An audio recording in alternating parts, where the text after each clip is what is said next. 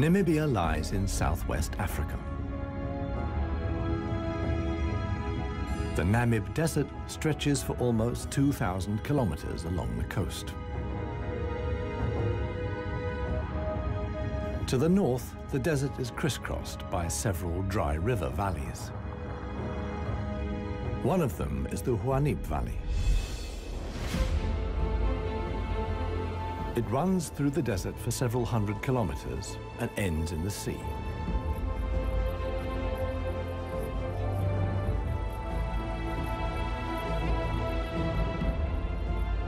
Water flows here once, at most twice a year.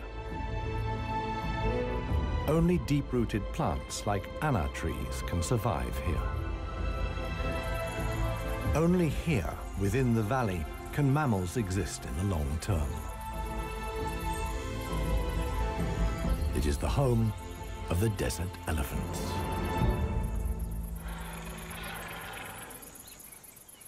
In contrast to their other African relatives, desert elephants live in particularly small family groups.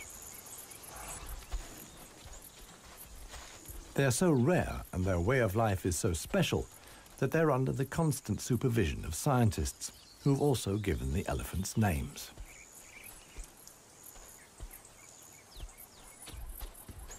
The head of this family is alpha cow Clarissa. The animals don't leave her side for a moment. Only Clarissa knows how to survive in this extreme environment. The shoots of the anna tree are now ripe.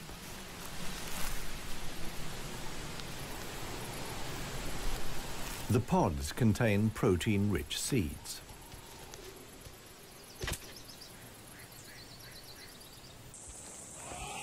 Clarissa has known every one of these trees since her childhood.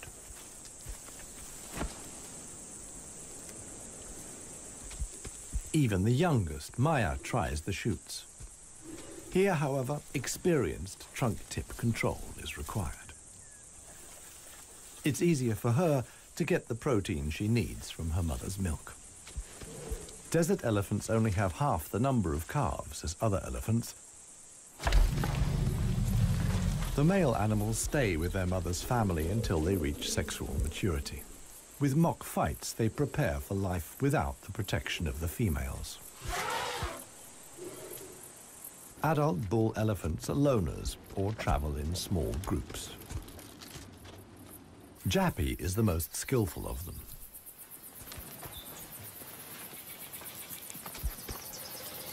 His younger brother watches enviously as Jappy brings down apparently unreachable branches from the tree.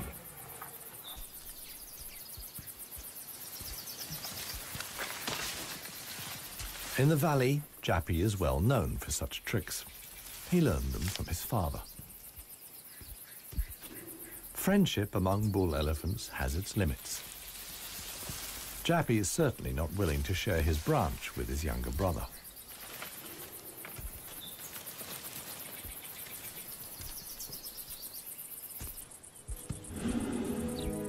Their father, One Tusk, is now nearly 60 years old. His trademark is the missing right tusk, lost long ago in a hierarchical battle. For years, he was the undisputed king of the Huanib. Now he lives in seclusion. One Tusk's legs are weak. He can no longer keep up. The aging bull is already being watched by a male jackal, which lives in the Huanib Valley with its partner. Jackals mostly hunt smaller animals, but they wouldn't turn their noses up at a dead elephant.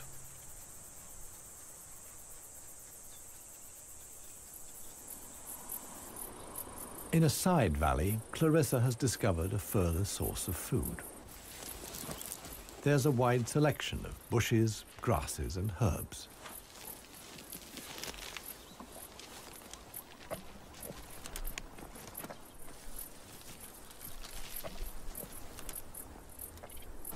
The elephants' climbing skills far surpass those of their savanna-dwelling relatives. This, too, is a form of adaptation to their special habitat.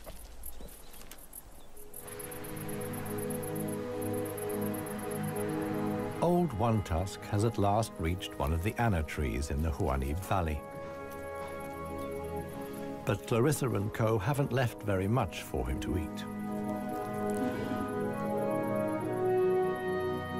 He desperately searches for something edible in the remnants. In vain.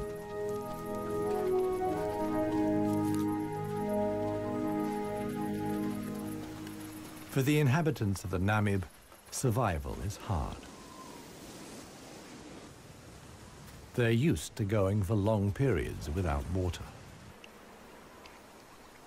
Many get liquid from their food or know secret sources of water. Regardless of size, every green leaf contains a minimum of liquid worth harvesting.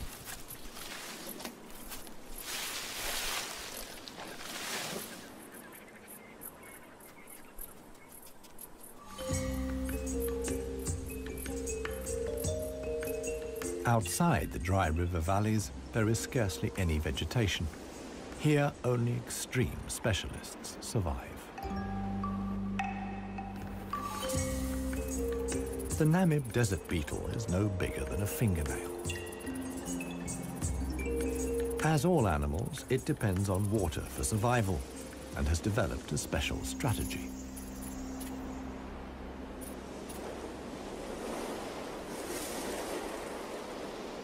Even the tiniest traces of dampness in the air condense on its carapace.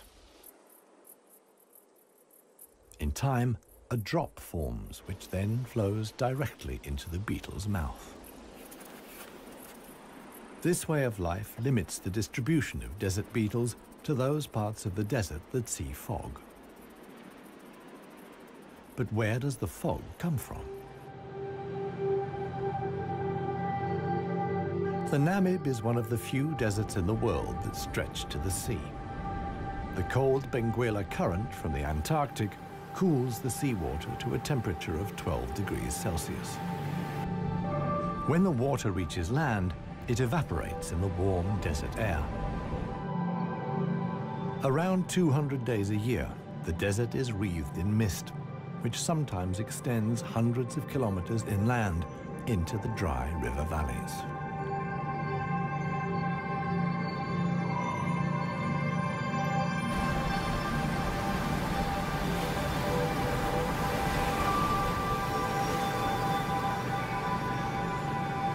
The Benguela current doesn't only bring fog, it's also rich in fish. The animals that benefit most are the brown fur seals.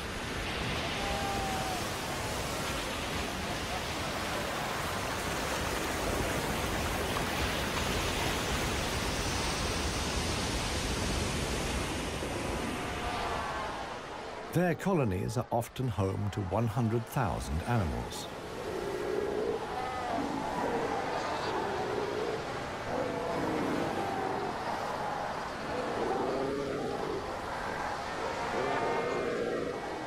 Right now, there's good reason for so many seals to congregate here. The mating season is just beginning.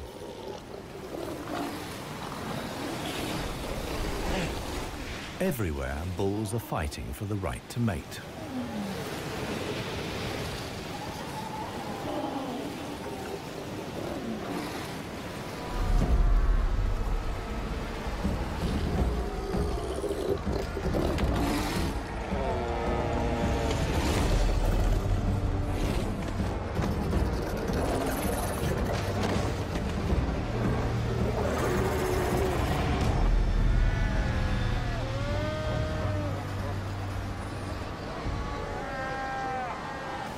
The strongest conquer a whole harem and then have their flippers full.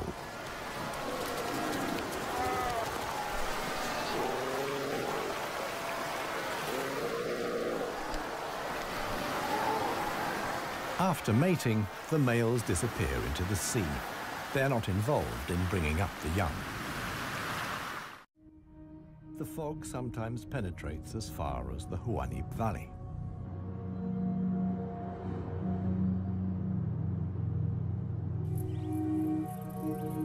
Now, even the biggest animals benefit from the moisture contained in the fog.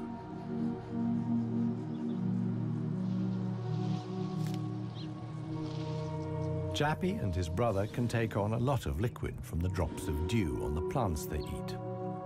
This allows the elephants to go without water for up to 4 days at a time. The pair are still on the move together. This will soon change.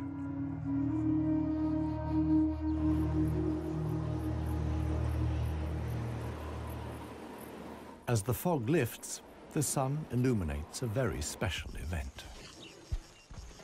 Families of elephants from other dry river valleys are on their way to the Huanib Valley.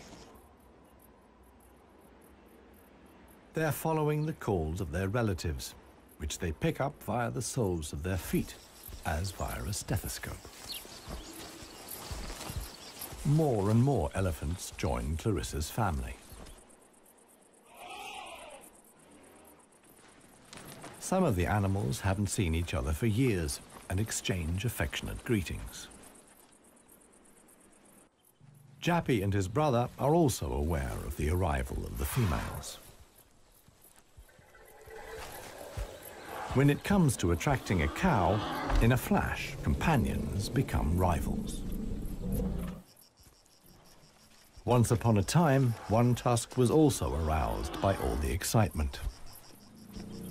Today, it no longer has any significance for him. He wouldn't be able to deal with confrontations with other bulls.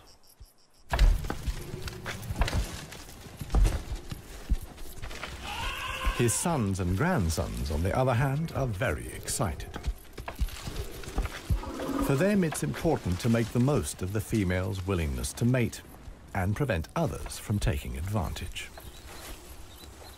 In the end, however, Jappy only manages to achieve his goal by means of a trick. He abducts the alpha cow, Clarissa.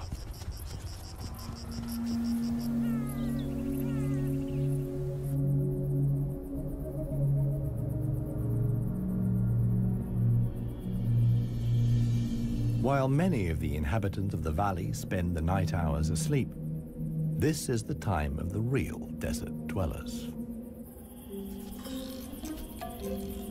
The Namib sand gecko is only active at night. In the darkness, the little predator looks for crickets and spiders.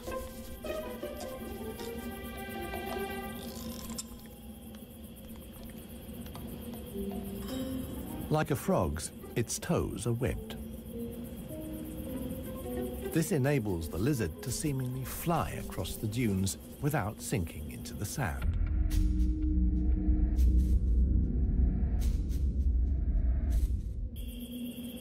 But it also needs to be on the lookout.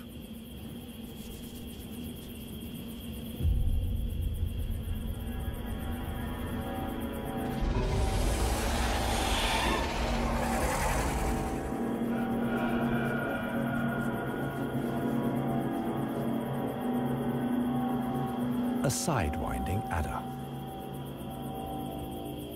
Similar to desert elephants, beetles, and geckos, the snake has a hard life in the Namib.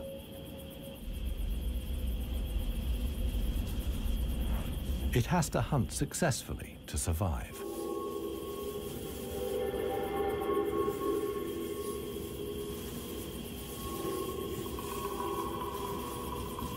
Once it finds a good spot for an ambush, it goes to ground.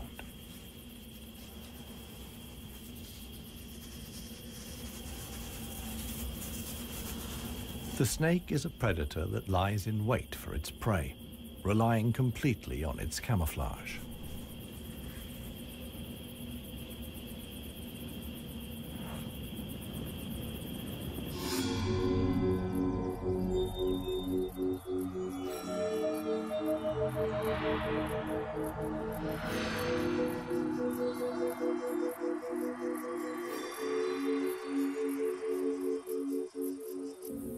For the sensitive gecko, it's time to go.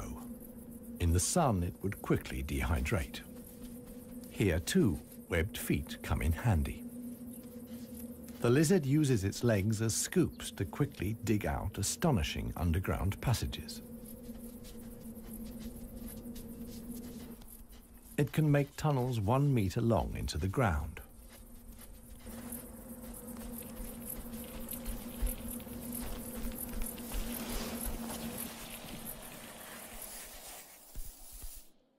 Here, it's safe.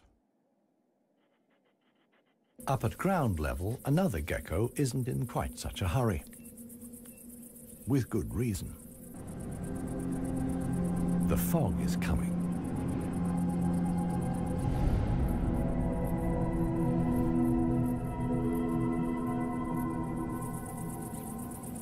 The lizard's large, mirror-like eye surfaces allow the fog to condense here. At last, water.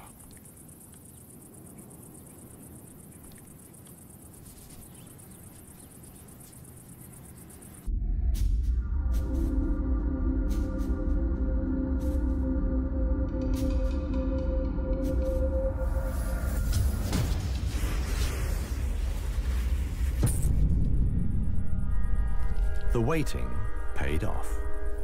This morning, the sidewinding adder can have breakfast and get some liquid into the bargain.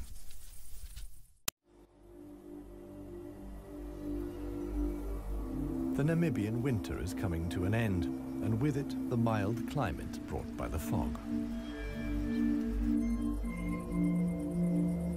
Relentless heat descends on the Huanyi Valley.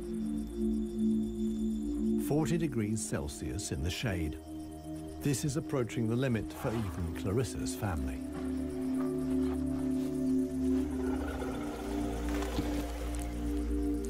Elephants don't sweat, and so protect themselves against overheating by fanning their ears.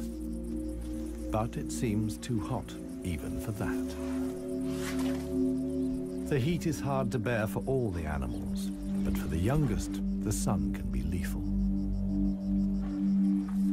Maya is really suffering.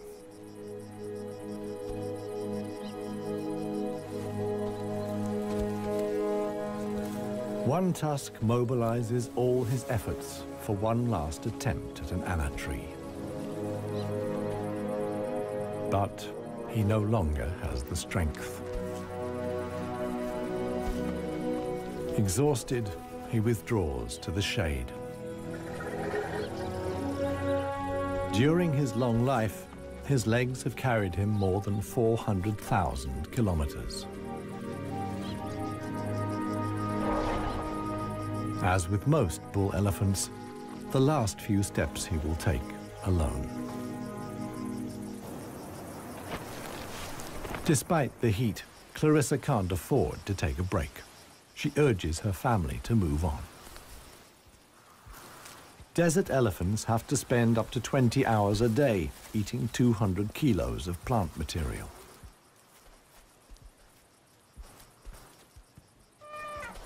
As tiring as that may be, Clarissa's family have no choice.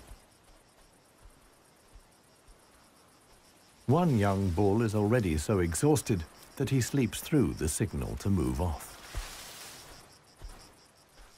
He only wakes up when the other elephants are already out of sight.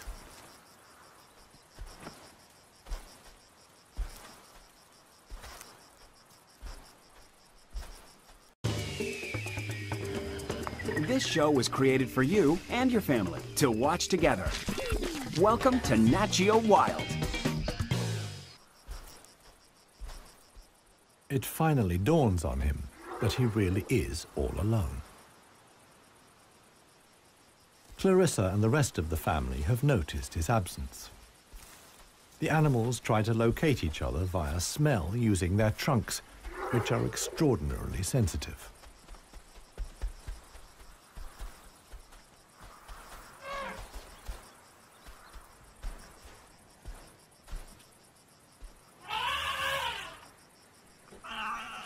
In the end, it's Maya who gives the decisive call.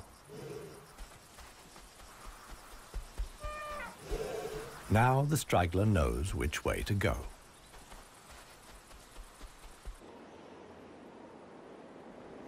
The extremely dry period shows no sign of coming to an end. 1 week later, the heat and the elephants have combined to decimate the plant life in the Huanib Valley. Vultures take up positions on the trees on the edge of the valley. Their time will come when the other animals can find nothing more to eat.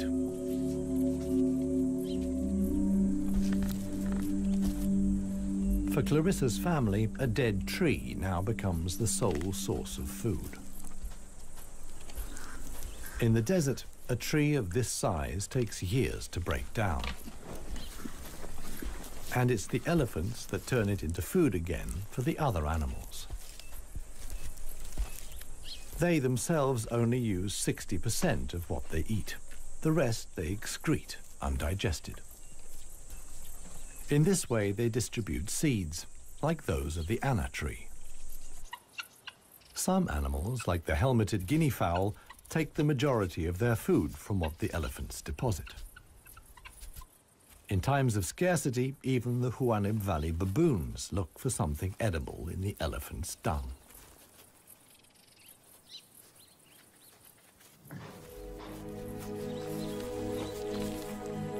Old One Tusk has one more go at the wood.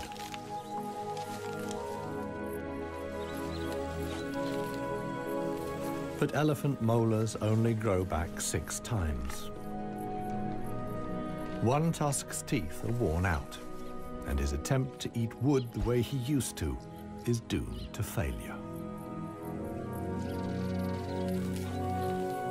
In other parts of Africa, older elephants seek out swamps where they can live for a while longer on softer leaves. Here, there is no such possibility.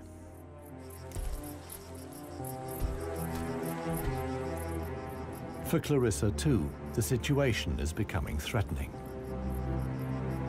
She and her family must leave the valley and seek food and water elsewhere. Other families join the trek.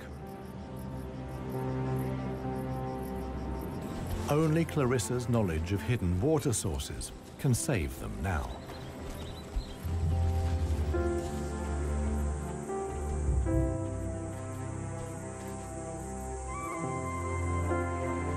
Scarcely any animals are left in the valley. Even the jackals are leaving. In their search for food, they will move along the Huanib Valley until they reach the coast. Only One Tusk is too old and too tired for the trek. The one thing that could save him now is rain that would let soft grass grow. With this slim hope, he remains behind.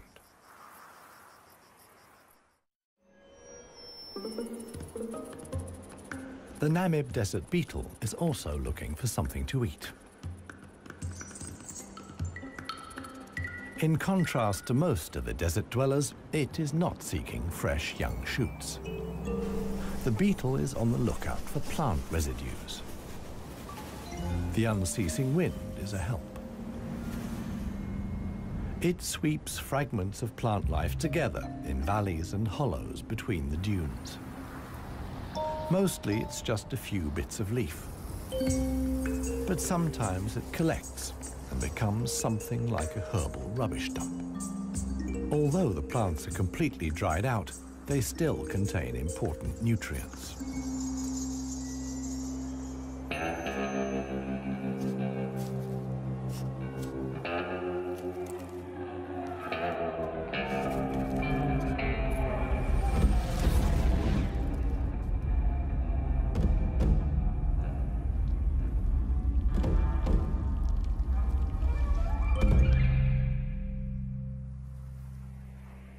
The Namakwa chameleon is one of the most dangerous hunters in the Namib desert. For desert beetles, at any rate. But the beetles don't usually make it quite so easy.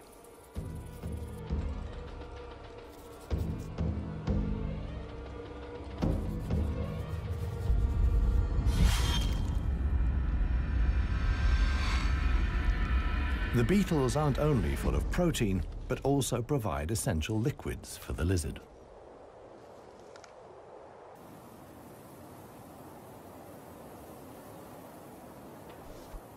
Namaqua chameleons are the biggest reptiles the Namib can support. In contrast to the mammals, they can't undertake long migrations to look for food and water.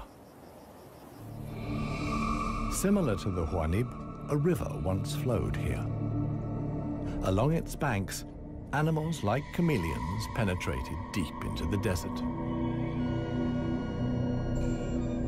Hundreds of years ago, the dunes slowly invaded the riverbed and cut off the water supply. This process was so slow, however, that the animals had time to adapt to the new conditions.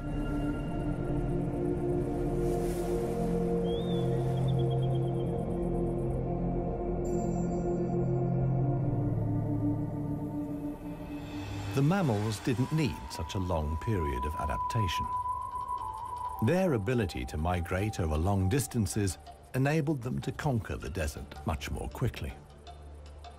The pair of jackals will soon reach the coast.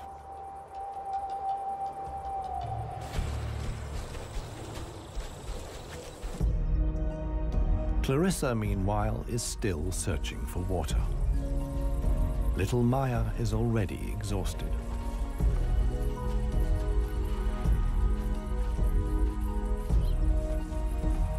The group has to keep stopping. The animals are reaching the limits of their strength. Clarissa can produce less and less milk for her daughter. Suddenly, a commotion as Maya sinks to her knees. But Clarissa urges her offspring onwards. It is their only chance.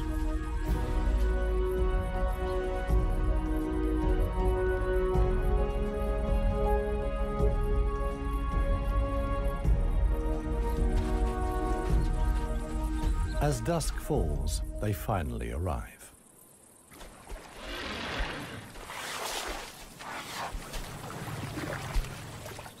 Thanks to Clarissa's knowledge, there's something to drink at last. Adult elephants can get by on 100 liters of water a day.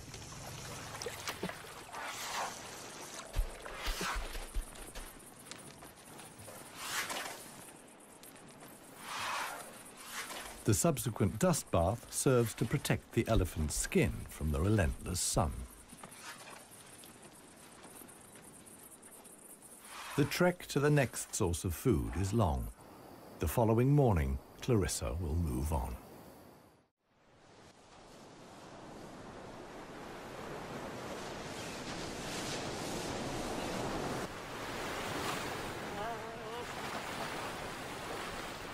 The jackals have finally reached the sea and move southwards along the coast.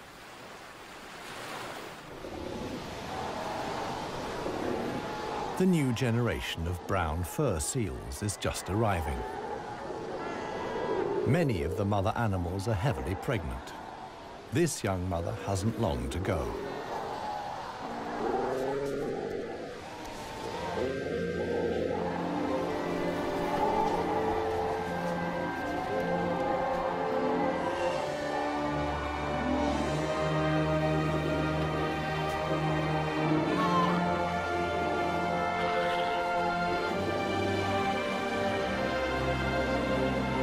The mother at once welcomes her offspring into the world. Each voice and scent is as unique as a fingerprint. The ritual creates an unbreakable bond between mother and pup.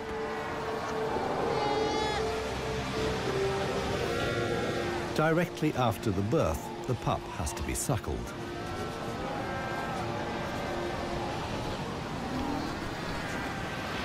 The newborn is a little clumsy.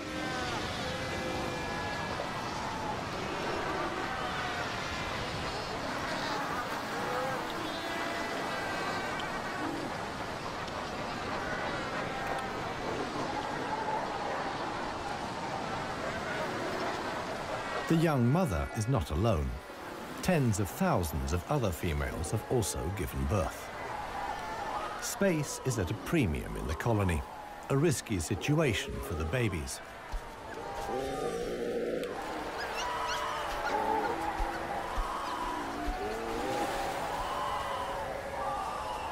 To minimize the danger, the seals organize a kindergarten.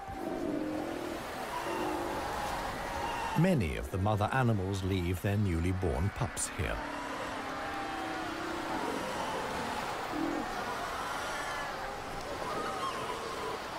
The nursery not only offers the young pups protection, but also makes it easier to find them later.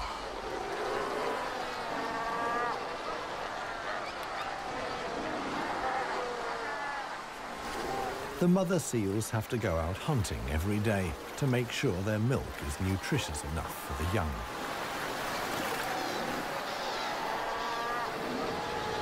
But when choosing the location of the kindergarten, they forgot about the tide.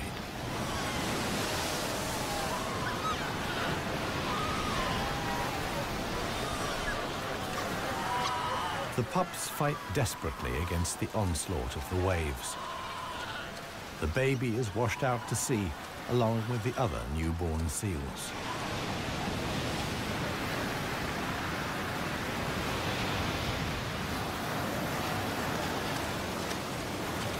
Seal pups can swim, but they don't have the protective layer of fat of adult animals. The pup fights for survival. Another is slowly but surely losing the battle. Within a few minutes, the pups are so exhausted that they can no longer keep their heads above water and drown.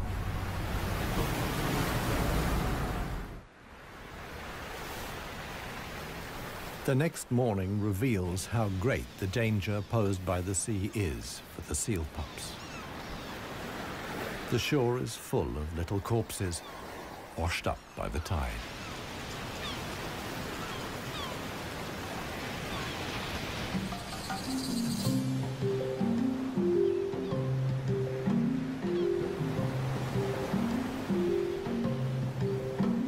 The jackals from the Huanib. The pair have traveled hundreds of kilometers from the arid valley.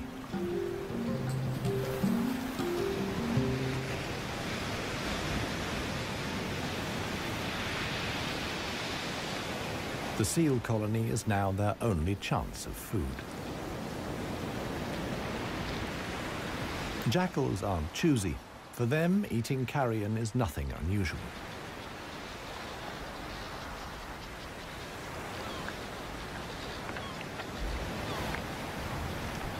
They'll be spending the coming weeks at the seal colony.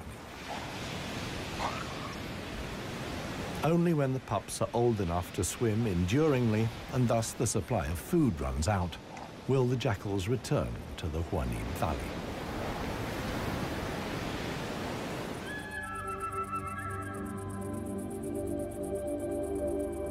It's not only the jackals that undertake such long treks.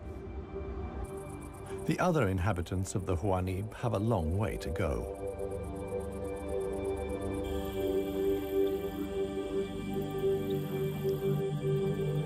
An oasis hidden deep in the desert. Oasis.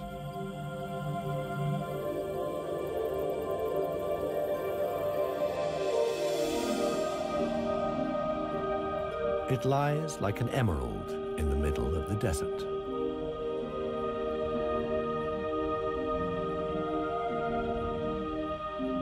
A thin band of loose vegetation lines the watering hole.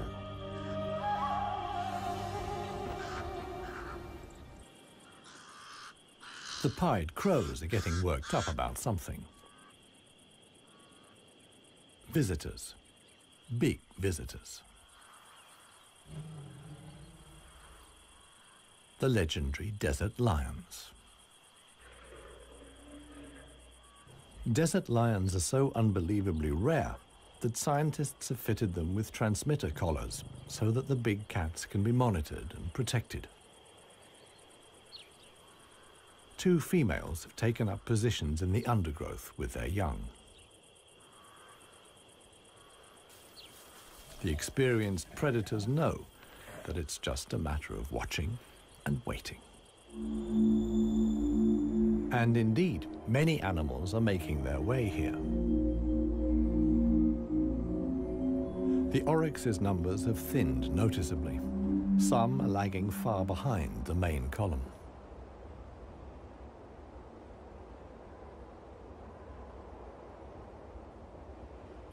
After more than 10 days' trek, the first animals finally reach the source.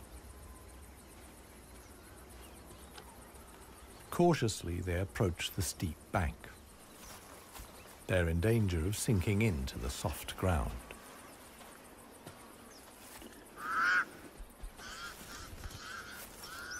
The pied crows sound the alarm again. The lioness's patience has been rewarded. They've caught one of the stragglers. One lioness keeps the oryx in check on the ground. The hunting lioness is completely exhausted. Fighting the antelope has taken the last of her strength.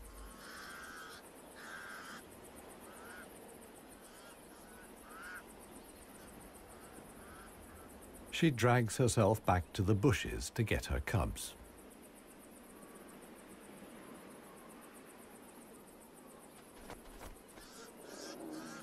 The other lioness keeps the pesky crows at bay.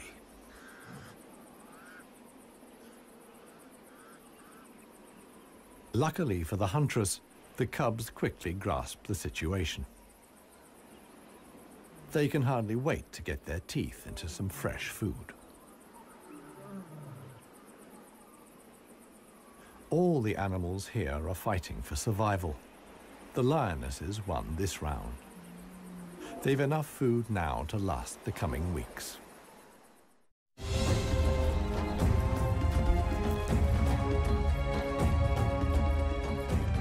Clarissa and her family have finally reached the neighboring Dry River Valley.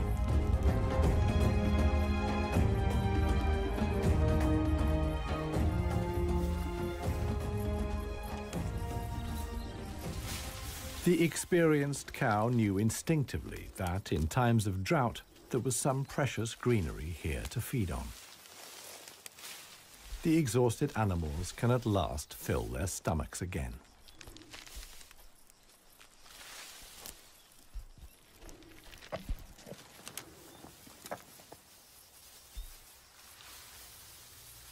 And this is how a happy, full-up baby elephant looks. Maya in paradise.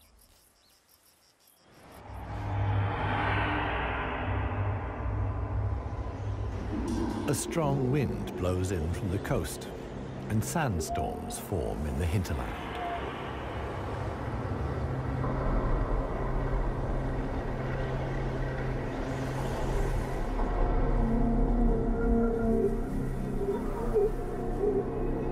They reach the river valley where Clarissa and family have found food and shelter.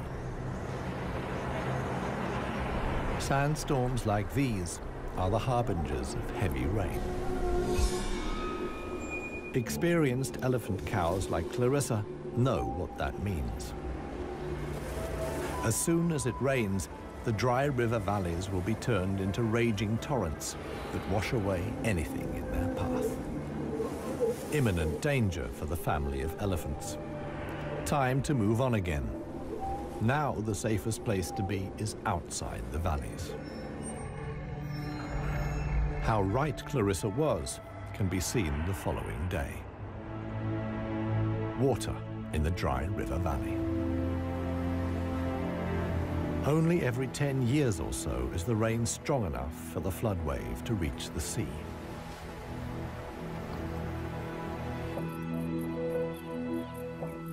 Just a few days later, the first green shoots begin the transformation of the dry river valleys.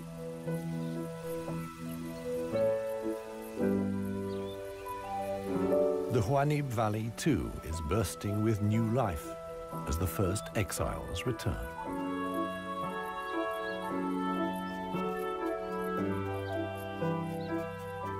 For one animal, however, the rain came too late. Old One Tusk succumbed to hunger before the first drops fell. The jackals find his body on the edge of the valley.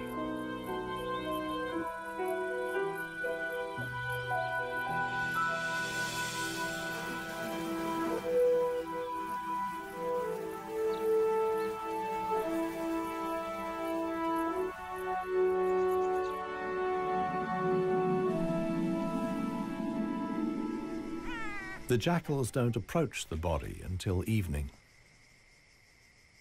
And thus, the circle of life is complete. The next morning, long unheard calls echo through the valley.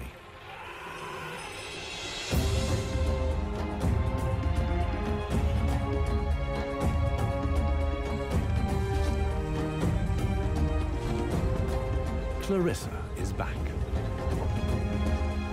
Her family survived the floods unscathed. Maya, too, is thriving. At last, the newly greened Huanib Valley comes into view.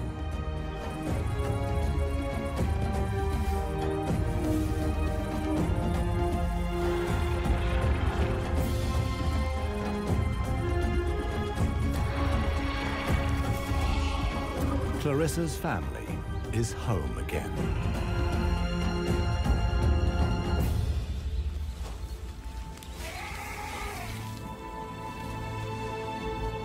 Jappy will pass on the genes of his father, One Tusk, and with them, his strength and intelligence.